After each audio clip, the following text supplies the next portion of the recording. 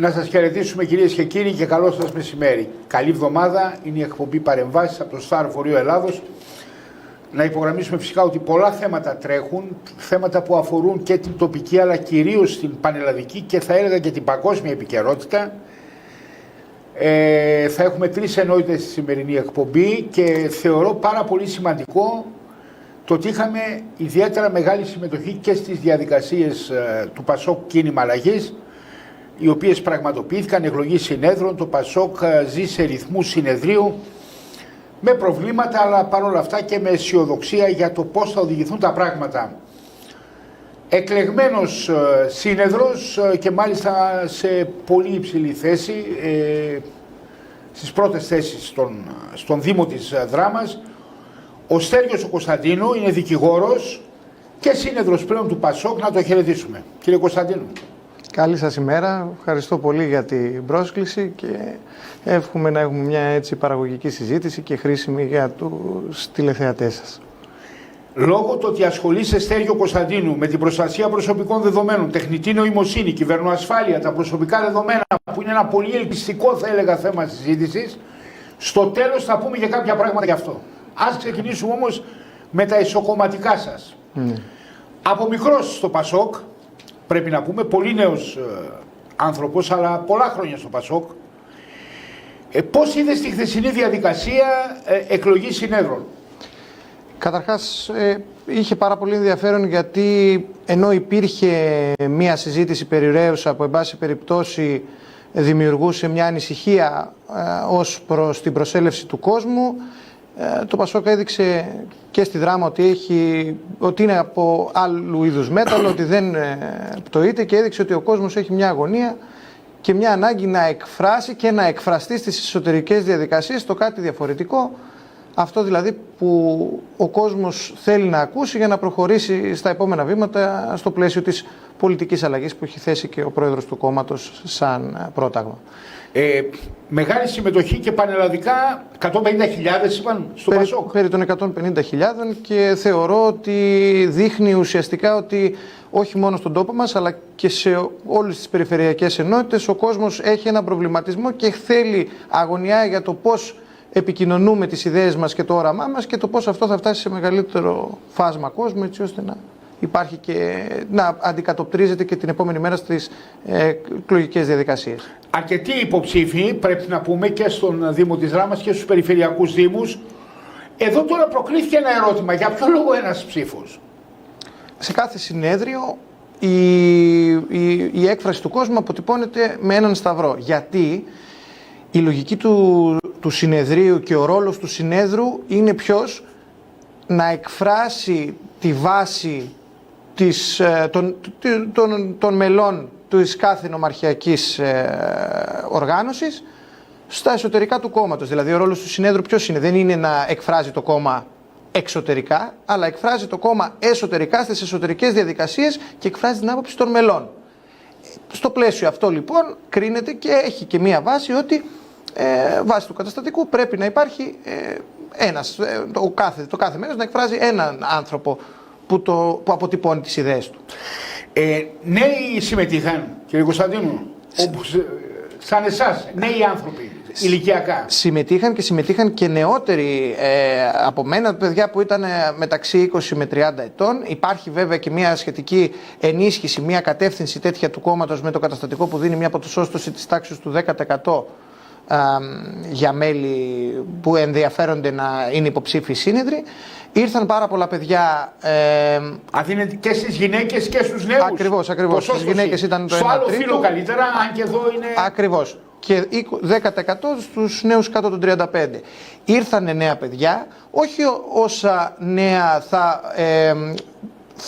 θα θέλαμε, υπό ποια έννοια, ότι ακριβώς υπήρχε ένα διάστημα κάποια χρόνια τα οποία προφανώς η νεολαία εκφράζονταν πιο μαζικά, γιατί είχαμε οργανώσεις νεολαίας, είχαμε τις οργανώσεις της σπουδάζουσας, αλλά παρόλα αυτά πάρα πολλοί νέοι συσπυρώθηκαν, ήρθαν, εκφράσανε την γνώμη τους ψηφίζοντας τον υποψήφιο που τους εκφράζει, και ήταν πάρα πολύ ενδιαφέρον διότι είδαμε νέα πρόσωπα και πιο νέα, θέλω να πω, στις διαδικασίες μας.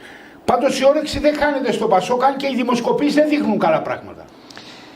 Και μην μου πείτε τώρα, η δημοσκοπήση είναι τη στιγμή και. Όχι. Είμαστε σε μια περίοδο που συνολικά, και δεν νομίζω ότι αυτό εκφράζει μόνο την Ελλάδα, ο κόσμος για να εκφραστεί δυστυχώς έχει μια δυσπιστία. Έχει μια δυσπιστία ως προς τα πρόσωπα, όποια και αν είναι αυτά. Όποιο και αν είναι το ονοματεπώνυμό τους, όποιο είναι ιδεολογικό φορέα και αν αποτυπώνουν, αν εκφράζουν. Ο κόσμος πιστεύει δυστυχώς και δικαίως σε κάποιες περιπτώσεις ότι όποιος και να είναι τα κάνει το ίδιο. Άρα και ότι δεν υπάρχει μια ιδεολογική διαφοροποίηση, μια προσέγγιση διαφορετική από άτομο σε άτομο, από πολιτική ομάδα, από διαφορετική ιδεολογία.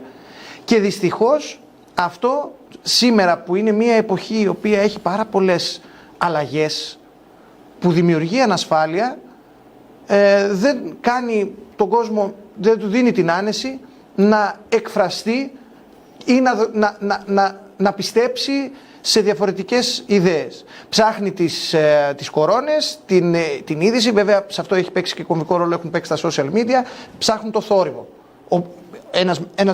Ένα μεγάλο ποσοστό του κόσμου. Το αντισυστημικό αυτό που λέμε, κύριε Κωνσταντίνου, με την έννοια φυσικά τώρα το αντισυστημικό έχει γίνει πολύ αόριστο.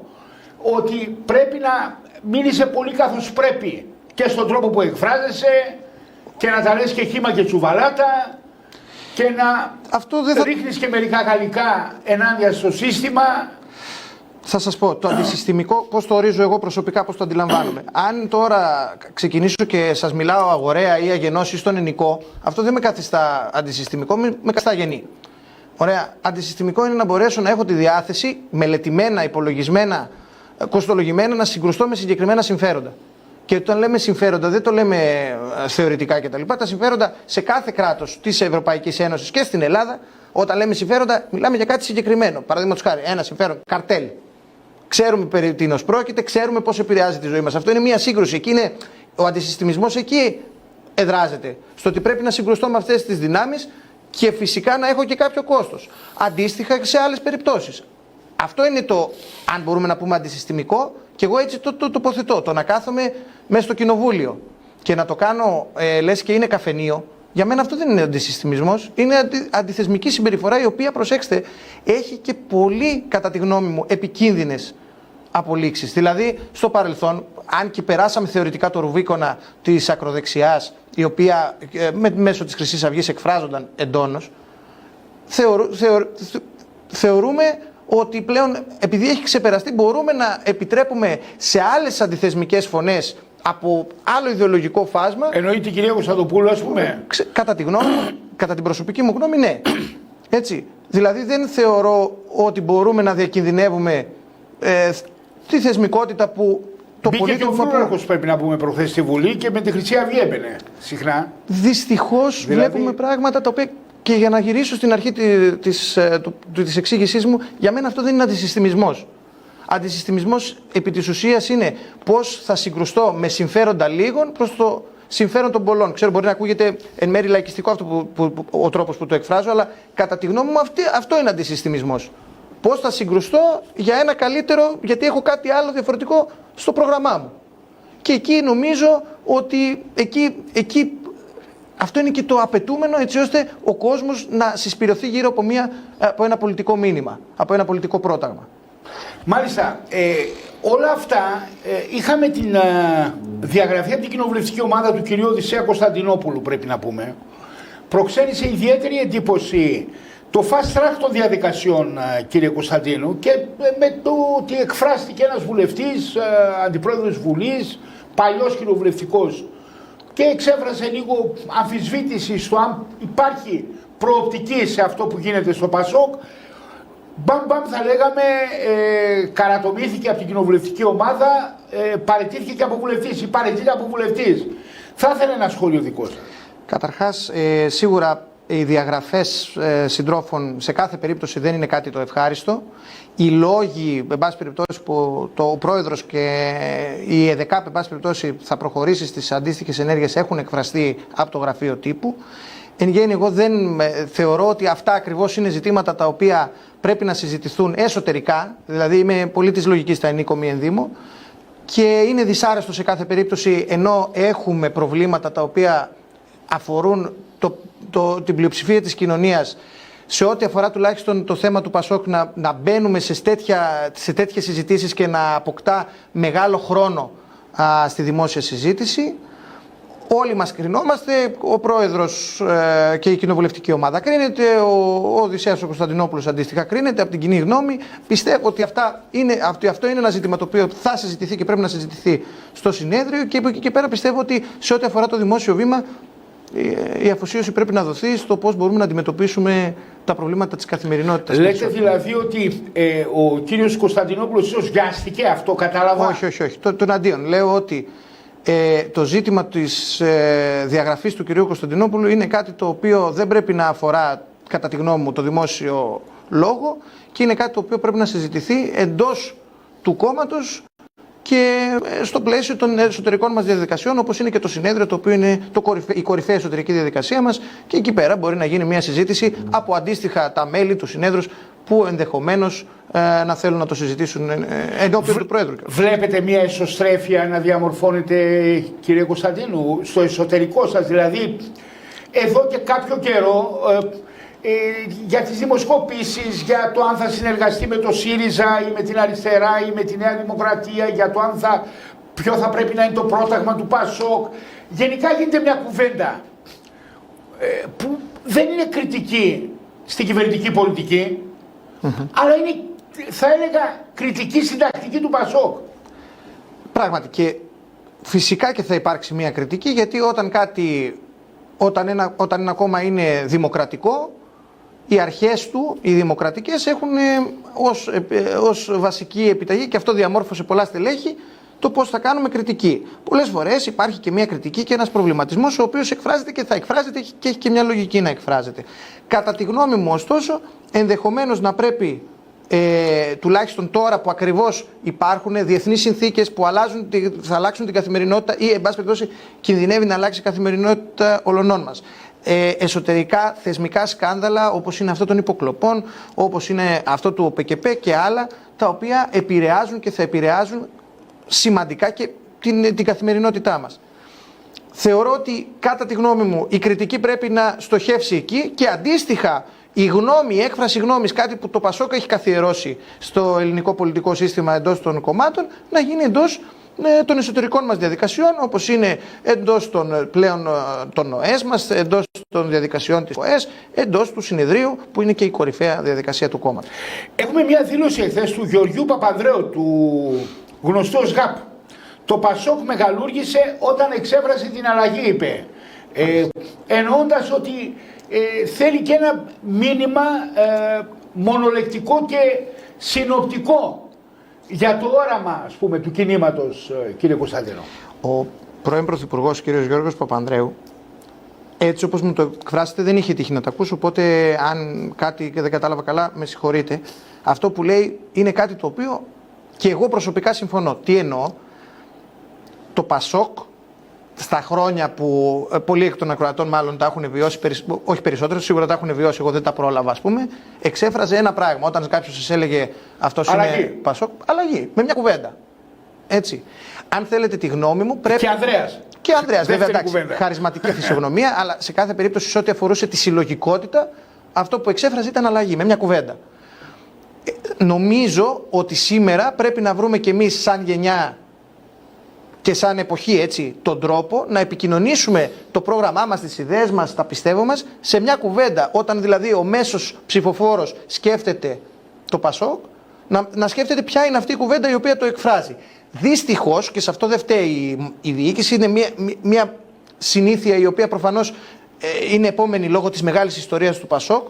Έχουμε μείνει στη μια αυτή κουβέντα της αλλαγής του 81, χωρίς σήμερα να βρούμε αυτή τη μια κουβέντα, τη μια λέξη εν προκειμένου, που μπορεί να εκφράζει τον μέσο Πασοξή, αλλά όχι μόνο τον μέσο Πασοξή, αλλά και τον μέσο πολίτη, έτσι ώστε να μπορέσει να εμπνευστεί και να στηρίξει τις ιδέες μας, τις προτάσεις μας, τα πρόσωπα τα οποία εκφράζουν τις ιδέες και τις προτάσεις και αυτές. επικαιροποιώντας και την αλλαγή, γιατί είναι άλλα τα μηνύματα, που βλέπουμε και τον πρώην Πρωθυπουργό, άλλα τα μηνύματα του Πασόκ του 81 και άλλα τα μηνύματα και η ελληνική κοινωνία του 2026, έτσι. Μιλάμε για σχεδόν μισό αιώνα μετά. Βέβαια, είναι άλλα πράγματα πλέον. Φυσικά και η λογική αυτή είναι και η λογική των πραγμάτων και εκεί είναι και το μεγάλο ατού του Πασόκ κατά τη γνώμη μου ιστορικά, είναι ότι το προοδευτικό του 74 και του 81 σε πολλά πράγματα μπορεί να έγινε το συντηρητικό του 2026, αλλά τα μηνύματα και οι επιταγές εκείνες της εποχής είναι αυτό το οποίο είναι παραμένουν επίκαιρα. Και πολλά από αυτά όμως πρέπει να εκφραστούν με έναν τρόπο που εκφράζουν έναν άνθρωπο 30-35 σήμερα, έναν άνθρωπο 20-25-30 σήμερα, το οποίο πρέπει να το ραφινάρουμε με τρόπο τέτοιο ώστε ο καθένας, συμπεριλαμβανομένου και του ομιλούντος, να μπορεί με μια κουβέντα να ξέρει ότι αυτό είναι το Πασόκ.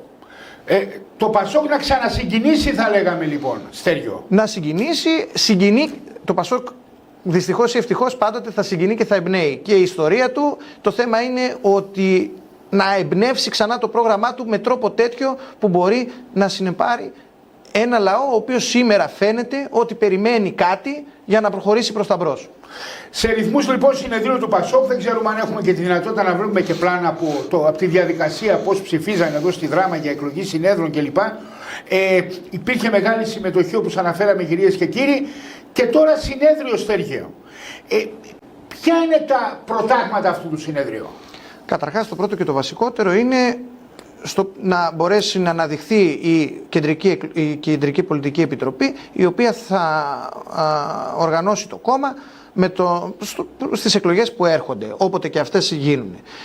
Και αντίστοιχα το πρόγραμμα το οποίο έχει το Πασόκ βγάλει, και είναι από τα μόνα, αν δεν κάνω λάθος, το μόνο κόμμα το οποίο έχει βγάλει ένα πρόγραμμα το οποίο το έχει μετρήσει, το έχει κοστολογήσει, πώς θα επικοινωνηθεί με τον σωστό τρόπο σε όλο το φάσμα της κοινωνίας, έτσι ώστε να είναι γνωστό στον καθένα, γιατί με αυτόν τον τρόπο πιστεύει, εν πάση περιπτώσει, το Πασόκ, ότι, και συμφωνώ, ότι θα μπορέσει να αντικατοπτριστεί η ποιότητα των ιδεών και των προτάσεών του στο σύνολο της ελληνικής κοινωνίας. Και να βγει προς τα έξω αυτό το πρόγραμμα και να μην μείνει στα συρτάρια. Ακριβώς. Να γίνει γνωστό πόρτα-πόρτα. Πλέον έχουν αλλάξει και οι συνθήκες, μπήκε το διαδίκτυο, μπήκαν πολλά άλλα πράγματα. Δεν είναι όμως μόνο το τι τρίξ επικοινωνιακά, αν θέλετε, θα χρησιμοποιήσουμε. Η ουσία είναι πώς θα διαμορφωθεί εκ νέου με τη συμβολή και όλων των συνέδρων, ώστε να αντικατοπτρίζει το σύνολο της βάσης και παράλληλα το πώς, αφού σφυριλατηθεί από όλα τα μέλη του συνεδρίου και του συνέδρους φυσικά ενώπιον του συνεδρίου και ενώπιον του Προέδρου, το πώς αυτό αργότερα, όπως λέτε πολύ σωστά, θα βγει προς τα έξω. Πώς θα το κατανοήσει ο καθένας από τον Ευρώ στην Κρήτη και το πώς θα το γνωρίζει. Έχει συνεργαστεί με τον Νίκο Ανδρουλάκη? Σε επίπεδο και Πασόκ και γενικότερα. Με τον Πρόεδρο ήμασταν υποψήφοι στις ευρωεκλογές του 2019, συνυποψήφοι, που είχα την τιμή να είμαι υποψήφιος χάρη στην πρόταση της εκλειπούσας Προέδρου Φόφης Γεννηματά. Εξυπηρετώ το κόμμα, το υποστηρίζω σε επίπεδο της εξειδίκευσής μου ως υπεύθυνος προστασίας δεδομένων και φυσικά... Πώς βλέπεις την παρουσία του? Γιατί είναι ένα πρόσωπο το οποίο θα έλεγα έχει αμφισβητηθεί όσο κανένα άλλο από την ηγεσία του Πασόκ. Όπως σας είπα, το Πασόκ, επειδή ακριβώς είναι ένα κόμμα το οποίο καλλιέργησε στην ελληνική αντίληψη την εσωκομματική δημοκρατία, προφανώς αυτό τι σημαίνει? Ότι δεν έχουμε στελέχη στρατιώτες, έχουμε στελέχη τα οποία έχουν μια πολιτική άποψη, την εκφράζουν στρατιώτες όταν έχουμε διαδικασίες, αλλά σε ό,τι αφορά την διαμόρφωση πολιτικής έχει ο καθένας την άποψή του, την εκφράζει. Αυτό ήταν που έκανε το Πασόκ μεγάλο και αυτό είναι και υγιές ως ένα βαθμό. Τώρα, ο πρόεδρος και ο κάθε πρόεδρος προφανώς αντιμετωπίζει και μια κριτική. Γιατί ακριβώς ο κάθε ένας στο μυαλό του έχει το πώς μπορούμε να φτάσουμε το καλύτερο. Τα νούμερα, εδώ θα λέγαμε, των δημοσκοπήσεων είναι αυτά και των εκλογών. Τα νούμερα, αλλά όχι μόνο τα νούμερα, και το πώς το Πασόκ μπορεί να είναι παραγωγικό. Και στο πλαίσιο αυτό, το κάθε μέλος, το κάθε στέλεχος έχει μια κριτική σίγουρα. Γιατί όχι γιατί απαραίτητα δεν γίνεται κάτι σωστά, αλλά γιατί με την κριτική είναι το εργαλείο της βελτίωσης. Έτσι, αυτή η διάδραση δημιουργεί βελτίωση. Ο ίδιος ο πρόεδρος είναι ένας τέλεχος του ΠΑΣΟΚ που ξεκίνησε από εδώ, από την Ξάνθη, σαν μέλος της σπουδάζουσας. Ναι, ανελήχθηκε μόνος του επί της ουσίας, αυτοδημιούργητος πολιτικά και κομματικά. Θεωρώ ότι ένα σημαντικό ζήτημα, το οποίο πολλές φορές το παραβλέπουμε, είναι ότι δεν υπάρχει κάποιος ψόγος σε ό,τι αφορά το ηθικό σημείο του Προέδρου, ή ότι την ευθύτητα των λεγόμενων του ή το πόσο ανταποκρίνεται σε αυτά τα οποία έχει δεσμευτεί. Εγώ θεωρώ ότι αυτό θα μπορέσει να γίνει και κατανοητό και να επικοινωνηθεί και στη βάση της ελληνικής κοινωνίας, και θεωρώ ότι θα είναι και το εργαλείο το οποίο θα οδηγήσει σε ένα πολύ καλό αποτέλεσμα στις επόμενες εκλογές. Να τονίσουμε φυσικά ότι έχουμε και μια εσωτερική επικαιρότητα, έχουμε όμως και δραματικές εξελίξεις στον αραβικό κόσμο και όχι μόνο. Από το Ιράν μέχρι και το Λίβανο είναι μια περιοχή όπου εξελίσσονται συνταρακτικά πράγματα, αγαπητέ Στέργιο, και όλα αυτά τα πράγματα επηρεάζουν όλο τον κόσμο φυσικά, επηρεάζουν τις οικονομίες και επηρεάζουν και τη διεθνή ασφάλεια. Θα ήθελα την άποψή σου, αλλάζει ο κόσμος. Αλλάζει ο κόσμος, πράγματι. Δηλαδή, σαν νέος άνθρωπος αρέσει αυτή η αλλαγή, δεν ξέρω. Να μ' αρέσει, δεν είναι θέμα του τι, δυστυχώς. Δεν μας ρωτάνε. Έχουμε διεθνείς εξελίξεις, οι οποίες πλέον, αν το καλοσκεφτείτε, πλέον όταν ανακοινώνονται εχθροπραξίες στη Μέση Ανατολή, οπουδήποτε, πλέον δεν μας ακούγεται τόσο καινούριο και μετά την Ουκρανία. Το θέμα είναι ότι πλέον οι εξελίξεις αυτές δείχνουν ότι ο κόσμος αλλάζει, οι συνθήκες αλλάζουν, το πώς μπορούμε να έχουμε ειρήνη αλλάζει. Αντιλαμβανόμαστε τις αλλαγές, οι πιο έμπειροι, εν πάση περιπτώσει, τα ζήσατε και πιο έντονα μετά την πτώση. Η ειρήνη μέσω πολέμων, θα λέγαμε πλέον, είναι ένα οξύμορο πράγμα. Εγώ θα έλεγα σε αυτό επιβάλλεται μέσω συσχετισμών. Δηλαδή, αν με ρωτάτε, θεωρώ ότι οι εξελίξεις δείχνουν ότι σήμερα η Ευρώπη πρέπει να κινηθεί, δεν γίνεται άλλο να βρίσκεται σε ύπνωση. Πρέπει η Ευρώπη να προχωρήσει τη συζήτηση για την εμβάθυνση της πολιτικής της Ένωσης. Πρέπει να δούμε πώς μπορεί να αποτελέσει ένα πυλώνα σταθερότητας, γιατί μετά την πτώση του τείχους, μετά την πτώση της Σοβιετικής Ένωσης, καταλάβαμε ότι δεν γίνεται το να υπάρχει μία άρχουσα δύναμη στον κόσμο, αλλά χρειάζονται να υπάρχουν σταθεροποιητικοί παράγοντες. Είναι επικίνδυνη παντοδυναμία των ΗΠΑ, δηλαδή, με ό,τι περιλαμβάνει αυτό. Του οποιοδήποτε κράτος χρειάζονται αντισταθμιστικοί παράγοντες. Η Ευρώπη με τις αξίες της και τις αρχές της μπορεί να παίξει ένα τέτοιο σταθεροποιητικό παράγοντα. Ωστόσο, πρέπει να σταματήσει άμεσα η στάση αυτή της ύπνωσης την οποία τηρεί και να προχωρήσει άμεσα σε ενέργειες πολιτικής εμβάθυνσης. Δηλαδή, περαιτέρω πολιτική ένωση, να ανοίξει συζήτηση, διότι υπάρχουν και προβλήματα τα οποία αφορούν και τον τόπο, και όχι και τον τόπο της δράμας εννοώ, τα οποία δεν γίνεται πλέον να τα βάζουμε κάτω από το χαλί. Πρέπει να προχωρήσουμε σε ενέργειες, να ανοίξουμε τη συζήτηση για δημοσιονομική ένωση, να δούμε πού βρισκόμαστε σε ό,τι αφορά το κομμάτι αυτό. Δεν γίνεται δηλαδή να έχει η Ελλάδα, λέω ένα παράδειγμα έτσι, μια εφορία της τάξης του 22% για επιχειρήσεις και άλλα κράτη-μέλη να δίνουν μπόνους εφορίας και σε ό,τι αφορά τη φορολογία, και να συμφέρει περισσότερο να πηγαίνει σε διαφορετικά κράτη-μέλη. Να υπάρξει μια Ευρώπη δυναμωμένη με κοινή φωνή σε όλα τα επίπεδα. Ακριβώς. Για να αντιμετωπίσει αυτή την παντοδυναμία, ίσως. Ακριβώς. Από την Αμερική, αύριο μπορεί από την Κίνα. Ακριβώς. Ένα σταθεροποιητικό παράγοντα για τον κόσμο. Σημειώνω εδώ, προς αποφυγή τυχόν παρεξηγήσεων, εγώ σήμερα εδώ εκφράζω τις δικές μου ιδέες και πιστεύω δεν είμαι εκφραστής του κόμματος. Εδώ είναι εκφραστής του κόμματος, είναι οι θεσμικοί φορείς του. Ο βουλευτής, τα μέλη της ΚΟΕΣ, οι νομαρχιακές και ούτω καθεξής. Τοπικά πάντως το ΠΑΣΟΚ πάει καλά, για να γυρίσουμε και πάλι στα του ΠΑΣΟΚ.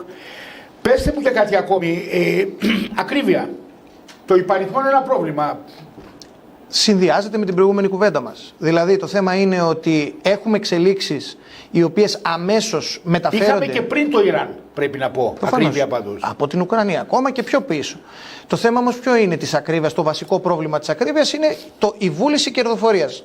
Θα μου πείτε, η βούληση κερδοφορίας πρέπει να διωχθεί, προς Θεού όχι. Αλλά η κερδοσκοπία πάνω μπροστά σε μια κρίση είναι κάτι το οποίο πρέπει να αντιμετωπιστεί άμεσα και να περιοριστεί. Παραδείγματος χάρη, το πλαφόν κέρδους το οποίο συζητάμε. Το πλαφόν κέρδους δεν είναι. Γιατί υπάρχει, τουλάχιστον εγώ πώς το αντιλαμβάνομαι, μια παρανόηση. Δεν πρέπει να πάρουμε στο κυνήγι. Εντάξει, φυσικά όχι όσους εγκληματούν εννοείται, αλλά δεν μπορούμε να κυνηγήσουμε το μέσο επιχειρηματία μόνο. Το βασικό κέρδος βρίσκεται στα δηληστήρια. Και εκεί πέρα πρέπει να υπάρξει ένα βασικό κυνήγι. Κυνήγι υπό ποια έννοια? Ένας έλεγχος. Δεν μπορούμε να έχουμε βορρά τους πολίτες. Πάμε στα μικρά ψάρια, ενώ το πρόβλημα είναι αλλού. Ακριβώς. Κατά τη γνώμη μου, ναι. Το ίδιο και με τα αγροτικά προϊόντα. Έχουμε μια κρίση η οποία αντί να κυνηγήσουμε τα ουσιαστικά προβλήματα, τα οποία είναι που αυτά τα καρτέλ τα οποία μπορεί να παίζουν ένα κομβικό ρόλο στις τιμές, γιατί έχουμε διεθνείς συνθήκες τις οποίες δεν ελέγχουμε. Ωραία. Προσπαθούμε να κάνουμε ημίμετρα, κατά τη γνώμη μου, όπως είναι το να δημιουργούμε στον μέσο επιχειρηματία υποχρεώσεις διαφάνειας, τις οποίες και να θέλει να πληρεί πολλές φορές δεν γίνεται, χωρίς να έχουμε αντιμετωπίσει επί της ουσίας τα σημαντικά προβλήματα που είναι ακριβώς η κερδοσκοπία, την οποία γνωρίζουμε που είναι. Και θεωρώ ότι υπάρχουν λύσεις τις οποίες σε επίπεδο πολιτείας μπορούμε να ακολουθήσουμε. Την ίδια ώρα έχουμε τις υποθέσεις ΟΠΚΠ, υποκλοπών, οι οποίες δημιούργησαν τέμπη, μην τα ξεχνάμε, οι οποίες δημιούργησαν και μια τοξικότητα στην ελληνική κοινωνία, κύριε Κωνσταντίνου. Την μεγιστοποίησαν. Λέει η κυβέρνηση ότι προσπαθούν παντού να εμπλέξουν κυβερνητικά στελέχη, ενώ είναι πολλά από αυτά θέματα διαδικαστικά, θέματα λειτουργίας ίσως. Η τοξικότητα προκύπτει από δύο φορείς. Καταρχάς, από δύο παράγοντες. Με συγχωρείτε. Πρώτα πρέπει να δούμε ότι δεν ξεκίνησε σήμερα αυτό το κλίμα τοξικότητας και έντασης. Για μένα, εν πάση περιπτώσει, το διάστημα που παρακολουθώ τα κοινά, που έχω πολιτικοποιηθεί και παρακολουθώ, που είναι από 15 χρόνων, εν πάση περιπτώσει, την ένταση που περιγράφεται την είχα δει και με τους αγανακτισμένους όταν μαζεύονταν κόσμος οργισμένος δικαίως στις πλατείες και μούτζωνε το κοινοβούλιο. Την ένταση και πολλές φορές υπερβολές τις έβλεπα όταν είχαμε τον COVID. Όταν μαζεύονταν πάλι κόσμος, τώρα λέω στην πλατεία Συντάγματος, πετούσανε μάσκες κάτω και τις πατούσανε. Αντίστοιχα, τοξικότητα και ένταση υπάρχει και όταν και εκεί υπάρχει μια εξήγηση. Στη συνείδηση του μέσου ανθρώπου έχει περάσει ότι δεν εισακούγεται. Και γι' αυτό και συνδέεται και με την προηγούμενη μας συζήτηση, πιστεύει ότι πρέπει να υπάρχει πάντα κάποιος που θα βρίσει, που θα τσιρίξει, που θα φωνάξει, γιατί έτσι σε ακούνε. Αντιθέτως όμως, εγώ πιστεύω ότι αυτό δημιουργεί περισσότερα προβλήματα από τη λύνει, διότι ο σοβαρός άνθρωπος ο οποίος θέλει να βρει τη λύση, να ακούσει κάποια λύση, να δει κάποιες εξελίξεις, απελπίζεται. Είπα το ΟΠΚΠ και σε αυτό παίζει και ρόλο η πολιτεία, και θα μου επιτρέψετε. Γιατί όταν δεν υπάρχουν απαντήσεις σε εύλογα ερωτήματα τα οποία προκύπτουν στον ΟΠΚΠ, στις υποκλοπές, ο άλλος, ο μέσος άνθρωπος, ο μέσος σκεπτόμενος άνθρωπος που θέλει να. Ο πολίτης γίνεται δύσπιστος. Λογικό, το καταλαβαίνουμε όλοι. Για τον απλούστατο λόγο ότι λέει ότι υπάρχει μια ατιμωρησία από τη μία πλευρά, από αυτό που λέμε πολιτική ελίτ, και από την άλλη θα την πληρώσουν, λέει ο κόσμος, 2-3 άτομα εκεί, 2-3 υπάλληλοι και προϊστάμενοι, και θα λήξει το θέμα. Αυτό δεν ακούς? Ακριβώς. Μια πολιτική συντεχνία θα μπορούσαμε να πούμε συγκεκριμένων ανθρώπων, η οποία πού καταλήγει. Δηλαδή, ποιος είναι ο σκοπός? Δηλαδή, θα σας πω ένα παράδειγμα. Επειδή τυχαίνει να ασχολούμαι και επαγγελματικά με το κομμάτι της ιδιωτικότητας και της προστασίας δεδομένων ευρύτερα. Στο κομμάτι των υποκλοπών, δεν μπορώ να συνειδητοποιήσω πώς γίνεται, σαν νομικός σας μιλάω τώρα, να υπάρχει απόφαση του ΣΤΕ που να ορίζει 5 πράγματα και να μην έχει συμμορφωθεί η κυβέρνηση. Δεν μπορώ να το κατανοήσω αυτό πώς συμβαίνει. Πέρα από το πολιτικό κομμάτι, το οποίο ήταν η θεσμική απόφαση της πολιτείας να απαγορεύσει, να βγάλει δηλαδή την υποχρέωση, την δυνατότητα της ΑΔΑΕ να ενημερώνει τον παρακολουθούμενο για το ότι παρακολουθήθηκε, για τους λόγους που παρακολουθήθηκε, με τις εισαγγελικές παραγγελίες. Προσέξτε, σήμερα μπορεί εγώ, εσείς, οποιοδήποτε που μας ακούει να έχει παρακολουθηθεί και να μην το μάθει ποτέ. Το οποίο αντιλαμβάνεστε ότι στα χέρια κάποιου επιτίδιου, δεν μιλάω για την πολιτική ηγεσία, για τον οποιοδήποτε έχει την πρόσβαση στα εργαλεία. Και εδώ μιλάμε για παράνομο λογισμικό, έτσι, το οποίο είναι το πιο σημαντικό, έχω την αίσθηση. Αυτό που το πάτε, ότι έχουμε μια απόφαση πλημελιωδικίου η οποία καταδικάζει 4 ιδιώτες, όχι 4, με συγχωρείτε, καταδικάζει ιδιώτες σε ό,τι αφορά την παρακολούθηση των υποκλοπών, και το έχουμε αφήσει στα ψηλά. Με αστρονομικές ποινές. Αλλά εδώ πέρα υπάρχει μια πολιτική διάσταση. Τι θέλω να πω. Για μένα το ζήτημα εδώ πέρα είναι, όπως και να έχει, το γεγονός, αν πάμε με το σενάριο εννοώ της κυβέρνησης, ότι πράγματι αυτές οι εταιρείες παρακολουθούσαν, χωρίς προφανώς έτσι κάποια. Αυτό δεν είναι θέμα εθνικής ασφάλειας και κάποιος δεν έχει ευθύνη γι' αυτό. Δηλαδή το ότι παρακολουθούντουσαν υπουργοί, οι στρατιωτικοί, από κάποιον ιδιώτη, ας δεχτούμε το σενάριο αυτό, δεν ενέχει κάποιο πολιτικό κίνδυνο, δεν έχει κάποια πολιτική ευθύνη. Δίνει ουσιαστικά την αίσθηση του ξέφραγου αμπέλι. Ότι είναι ένα όλο ξέφραγο αμπέλι, μπαίνει όποιος θέλει, παρακολουθεί όποιον θέλει. Εντάξει. Δηλαδή είτε είναι θέμα. Παράνομα κιόλας. Ακριβώς. Είτε είναι θέμα πολιτικού σκανδάλου που πρέπει κάποιος να λογοδοτήσει, είτε είναι θέμα εθνικής ασφάλειας και πάλι πολιτικού σκανδάλου που πρέπει κάποιος να λογοδοτήσει. Αλλά εμείς αντιθέτως ζούμε το τρίτο που δεν το είχαμε υπόψη μας. Δεν γίνεται τίποτα. Πάμε να δούμε τώρα και κάτι ακόμη. Ο Στέλιος ο Κωνσταντίνου, όπως είπαμε, είναι δικηγόρος.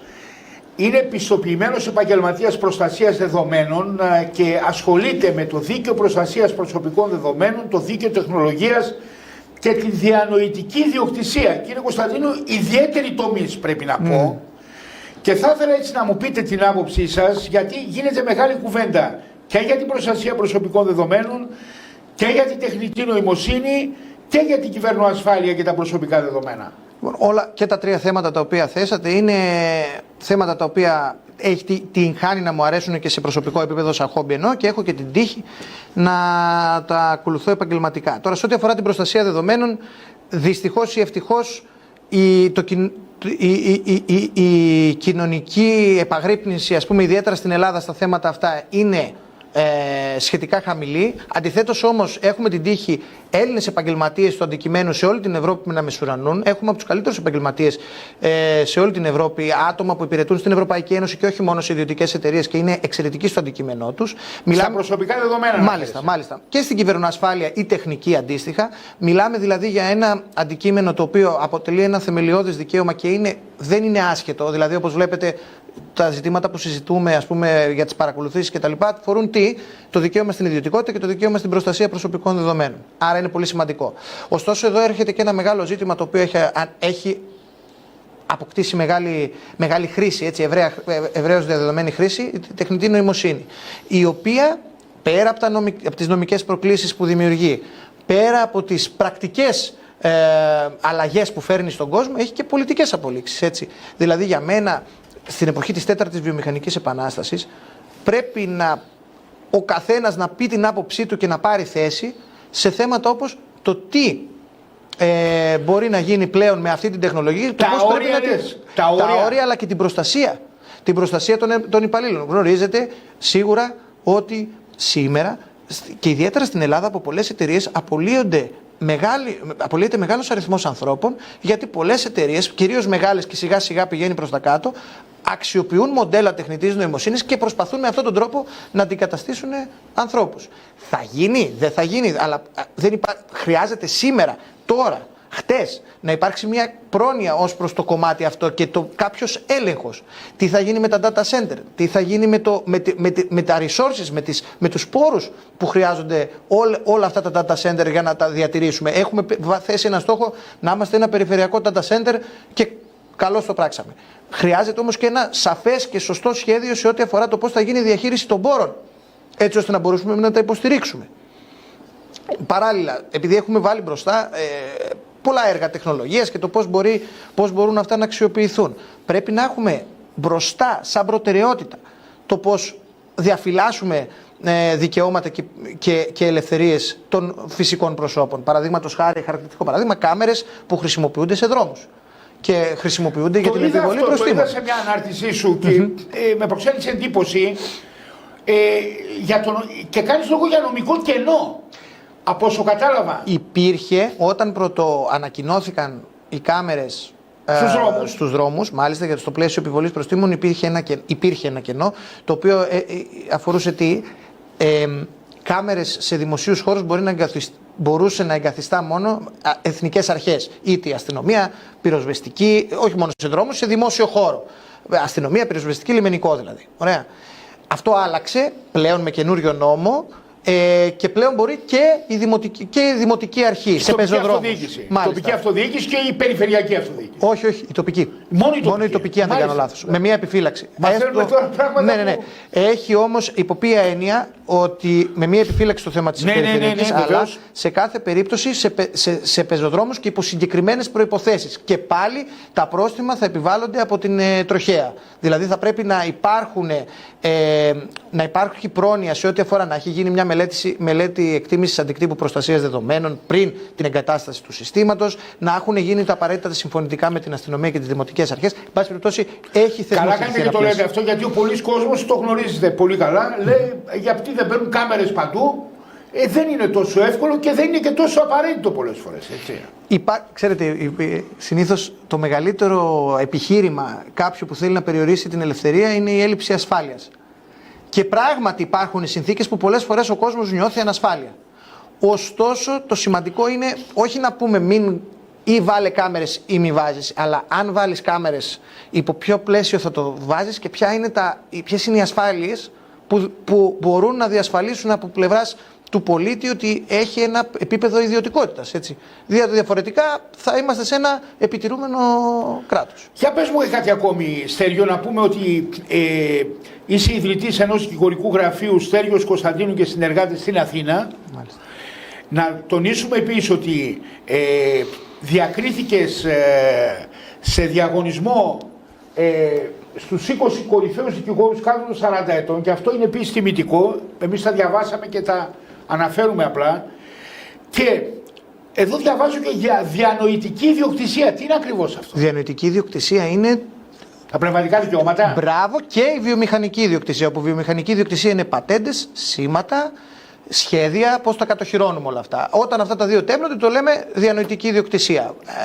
Και είναι ένα κομμάτι το οποίο το γραφείο μας εξυπηρετεί. Αλλά η λογική ποια είναι? Συνδέονται όλα με το κομμάτι της προηγούμενης συζήτησης που είχαμε και για την τεχνητή νοημοσύνη. Η τεχνητή νοημοσύνη λοιπόν θα πρέπει να μας απασχολήσει για τον απλούστατο λόγο ότι τρέχει με μια τέτοια ταχύτητα που αν δεν ληφθούν κάποια μέτρα και αν δεν υπάρξουν συγκεκριμένα όρια, κινδυνεύει από καλό να κάνει κακό.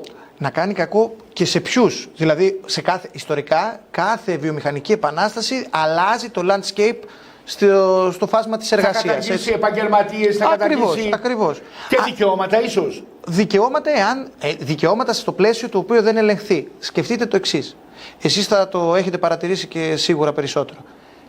Άλλαξε το ίδιο το ίδιο το κοινοβούλιο μέσω της χρήσης. Φαίνεται δηλαδή πολλές φορές η χρήση του ChatGPT. Βλέπουμε δηλαδή αλλαγές. Εγώ έχω την πετριά, μου αρέσει να ακούω πολιτικές ομιλίες πολύ στη Βουλή. Και φαίνονται πολλές διαφορές. Διότι ακριβώς πολλοί άνθρωποι μπορεί στο πλαίσιο της επιτάχυνσης ή στη βελτίωση το να διασφαλίσουμε ότι κάτι είναι γραμματικά σωστό, συντακτικά σωστό κτλ. Βλέπουμε πολλές αλλαγές πολλές φορές σε ομιλίες, σε ροή, σε άρθρα και ούτω καθεξής. Σκεφτείτε λοιπόν πόσο πολύ περισσότερο αυτό μπορεί να επηρεάζει την καθημερινή δουλειά. Σκεφτείτε πώς μπορεί να αλλάξει το κόστος μιας υπηρεσίας, το χρόνο μιας υπηρεσίας και ούτω καθεξής. Αλλά και τις απαιτήσεις του κόσμου. Σκεφτείτε ότι εσείς, αν ήσασταν πελάτης μου και θέλατε να σας γράψω κάτι, πλέον υπάρχουν περισσότερες πιθανότητες να το τσεκάρετε αυτό που σας έστειλα μέσω ενός ChatGPT, ας πούμε, ενός μοντέλου, παραδείγματος χάρη. Όλα αυτά δημιουργούν πάρα πολλές αλλαγές και πάρα πολλές προκλήσεις, τις οποίες θα πρέπει να χειριστεί ο καθένας σε επίπεδο και ατομικό αλλά και συλλογικό. Το ίδιο αφορά εμάς τους δικηγόρους, το ίδιο αφορά άλλα επαγγέλματα. Χρειάζονται να γίνουν ενέργειες. Άλλαξαν όλα, λες.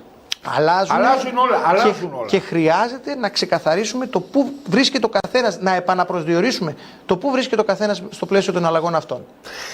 Να επιστρέψουμε τώρα και πάλι εδώ, πριν ξεκινήσουμε τη συζήτηση με τον Στέργιο τον Κωνσταντίνο, αναφερθήκαμε λίγο και στην κατάσταση στην πόλη και στον νομό και γενικότερα προβληματισμός, έτσι. Ζεις Αθήνα, αλλά είσαι συχνά στη δράμα. Σίγουρα προβληματίζεται κάθε δραμηνός, όπου και αν βρίσκεται, για αυτήν την εικόνα. Η αλήθεια είναι ότι φαίνεται ότι η πόλη περνάει μια πρόκληση, η οποία πρόκληση πρέπει να αντιμετωπιστεί με κάποιον τρόπο. Κατά τη δική μου γνώμη, την ίδια πρόκληση αντιμετωπίζουν πάρα πολλές επαρχιακές πόλεις. Ωραία. αλλά στο συγκεκριμένο σημείο, κατά τη γνώμη μου, πρέπει να δούμε πώς θα αντιμετωπιστεί αυτό. Καταρχάς, χρειάζεται μια συλλογική, χρειάζεται μια αλλαγή, κατά τη γνώμη μου, στο επίπεδο της κεντρικής πολιτείας. Δηλαδή, πρέπει να αλλάξει το μοντέλο, να γίνει, κατά τη γνώμη μου, να δώσουμε έμφαση στην αυτοδιοίκηση, όχι μόνο περισσότερες αρμοδιότητες, αλλά και περισσότερη χρηματοδότηση, προφανώς, στους ΟΤΑ που καλούνται να διαχειριστούν διάφορα ζητήματα, αλλά μαζί με την αυτοδιοίκηση χρειάζεται τι, και την αποκέντρωση χρειάζεται τι, να αλλάξει και το οικονομικό μοντέλο της χώρας. Όπως συζητούσαμε και νωρίτερα, το μοντέλο της Ελλάδας είναι ότι όλα σωρεύονται στην Αθήνα και ανακυκλώνονται στην υπόλοιπη επαρχία. Και πώς, μέσω πανεπιστημίων, του στρατού, αστυνομία και ούτω καθεξής. Αυτό το μοντέλο δυστυχώς πλέον δεν τραβάει, ιδιαίτερα την εποχή πλέον που όλα είναι ψηφιακά. Που ο κόσμος βλέπει εναλλακτικές και θέλει να τις ακολουθήσει. Θέλει να πάει στο εξωτερικό, θέλει να ζει σε μια πόλη ενδεχομένως με περισσότερο πληθυσμό. Άρα, τι χρειάζεται να κάνουμε για να το αντιμετωπίσουμε αυτό, κατά τη γνώμη μου? Πρέπει πρώτον να δοθεί περισσότερη αρμοδιότητα και χρηματοδότηση, όπως είπαμε, στην αυτοδιοίκηση, και δεύτερον, κίνητρα.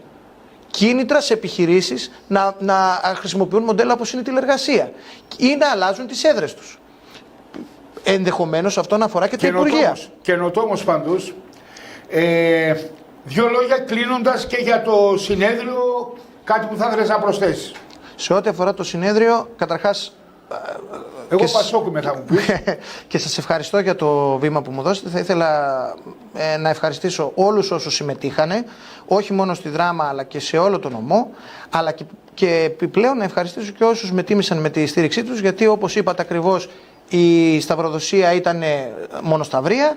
Και πολλοί άνθρωποι, αντιλαμβάνομαι ότι μπορεί σε κάθε περίπτωση ήταν ιδιαίτερη τιμητική η στήριξή τους, και θεωρώ ότι είναι πάρα πολύ σημαντικό αυτό το συνέδριο και κέριο για τις συνθήκες όπως αλλάζουν στην αντιπολίτευση και στην κεντροαριστερά, και θεωρώ ότι είναι μια χρυσή ευκαιρία να ξεκαθαρίσουμε το μήνυμά μας, όχι μόνο στους ανθρώπους που δεν είναι στελέχη του Πασόκ, αλλά και στα ίδια τα στελέχη του Πασόκ. Να επανακαθορίσουμε το τι είμαστε και το τι πρεσβεύουμε, χωρίς να κάνουμε μόνο focus στην ιστορία μας.